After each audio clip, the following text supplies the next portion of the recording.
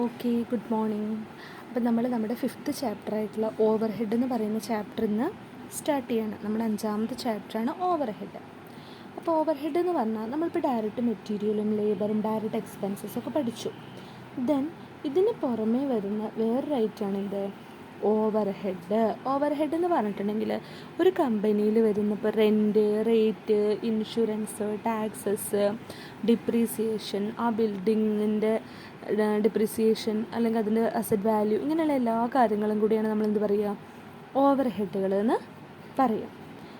Then എന്താണ് meaning നോക്കൂ.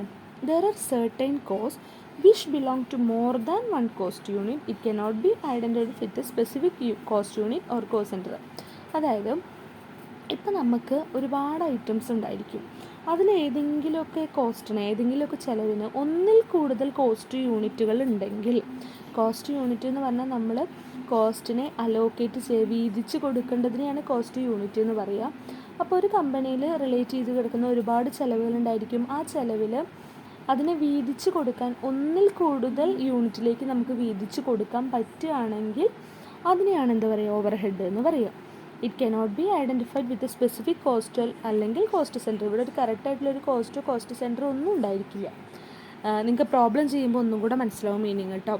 എന്താ പറയണമെന്ന് വെച്ചാൽ ഓവർ ഹെഡ് എന്ന് പറഞ്ഞാൽ ആ കമ്പനിയിൽ റെൻറ്റ്, റേറ്റ്സ്, ലൈറ്റിങ്, ഇൻഷുറൻസ്, അങ്ങനെയുള്ള എല്ലാ കാര്യങ്ങളെയും കൂടിയാണ് നമ്മൾ ഓവർ ഹെഡ് എന്ന് പറയുക. ഇനി വേറൊരു അർത്ഥത്തിൽ പറഞ്ഞാൽ ഈ ഓവർ ഹെഡിനെ നമുക്ക് ഒരൊറ്റ യൂണിറ്റിലേക്ക് മാത്രം അലോക്കേറ്റ് ചെയ്ത് കൊടുക്കാൻ പറ്റില്ല, വീതിച്ച് കൊടുക്കാൻ പറ്റില്ല. അങ്ങനെയുള്ളതിനെ നമ്മൾ എന്ത് പറയും, ഓവർ ഹെഡ് എന്ന് പറയും. Thus any cost which cannot be directly charged to a cost centre. അതായത് ഏതെങ്കിലും ഒരു ചിലവിനെ, കോസ്റ്റിനെ ഒരു പെർട്ടിക്കുലർ കോസ്റ്റ് സെൻറ്ററിലോട്ടോ കോസ്റ്റ് യൂണിറ്റിലോട്ടോ നമുക്ക് ചാർജ് ചെയ്യാൻ പറ്റുന്നില്ല എങ്കിൽ it is known as over head. ഏതെങ്കിലുമൊക്കെ കോസ്റ്റിനെ നമുക്ക് ഡയറക്റ്റായിട്ട് ഒരു കോസ്റ്റ് സെൻറ്ററിലോട്ടോ കോസ്റ്റ് യൂണിറ്റിലോട്ടോ ചാർജ് ചെയ്യാൻ പറ്റുന്നില്ല എങ്കിൽ it is known as overhead. Then overhead is the total of indirect material, indirect labor and indirect expenses. അതായത് ഇൻഡയറക്റ്റ് മെറ്റീരിയലിൻ്റെയും ഇൻഡയറക്റ്റ് ലേബറിൻ്റെയും ഇൻഡയറക്റ്റ് എക്സ്പെൻസസിൻ്റെയും കൂടെ സം ടോട്ടലാണ് ഇത് ഓവർ ഹെഡ് എന്ന് പറഞ്ഞിട്ടുണ്ടെങ്കിൽ. ദെൻ ഓവർ ഹെഡിനെ പറയുന്ന വേറൊരു പേരാണ് cost or supplementary cost or non productive cost എന്നൊക്കെ എന്ത് നമ്മൾ പറയും, ഓവർ ഹെഡിനെ പറയും. ദെൻ ചില സമയത്ത് ഓവർ ഹെഡിനെ നമ്മൾ ബേർഡനായിട്ടും പറയാറുണ്ട്.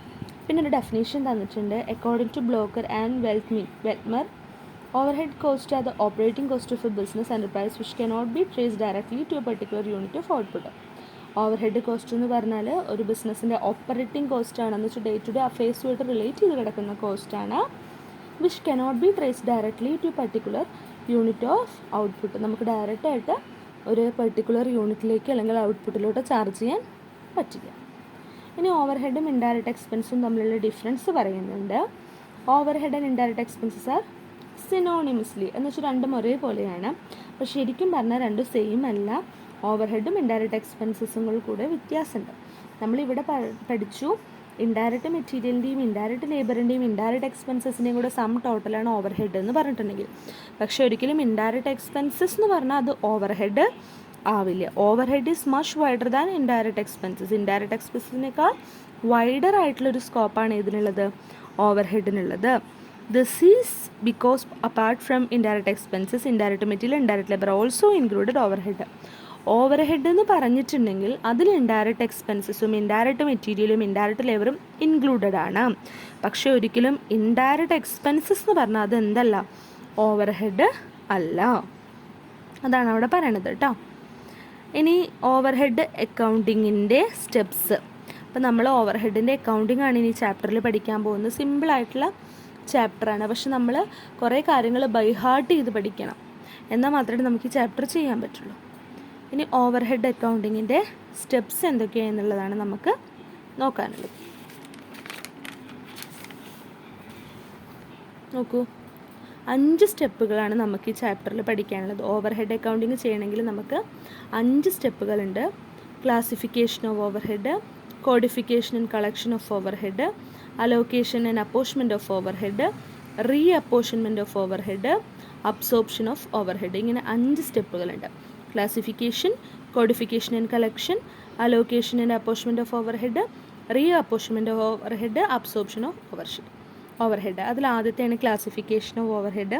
ക്ലാസിഫിക്കേഷൻ എന്ന് പറഞ്ഞാൽ എന്താ നമുക്കറിയാം. It is the process of grouping the various items of overhead into distinct classes or groups according to their common characteristics. ഓരോ ഓവർഹെഡിനെയും അതിൻ്റെ പൊതുവായിട്ടുള്ള സ്വഭാവം വെച്ചുകൊണ്ട് നമ്മൾ പല പല ഗ്രൂപ്പുകളാക്കി തരംതിരിക്കുന്നതിനെയാണ് എന്ത് പറയുക, ക്ലാസിഫിക്കേഷൻ ഓഫ് ഓവർഹെഡ് എന്ന് പറയും.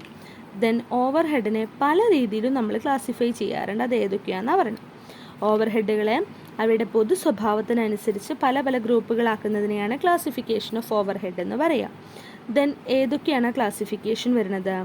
Classification according to function, classification according to elements, classification according to behaviour, classification according to controllability. അതിൽ അക്കോർഡിംഗ് ടു ഫംഗ്ഷൻ ഓവർഹെഡിൻ്റെ ക്ലാസിഫിക്കേഷൻ വരുന്നത് factory overhead, office and administrative overhead, selling overhead, distribution overhead, research and development overhead. ഇതെല്ലാം നമ്മൾ chapter 2 പഠിച്ചിട്ടുണ്ട്. So അതന്നെ നിങ്ങൾ ഒന്നും കൂടെ പഠിച്ചാൽ മതി കേട്ടോ.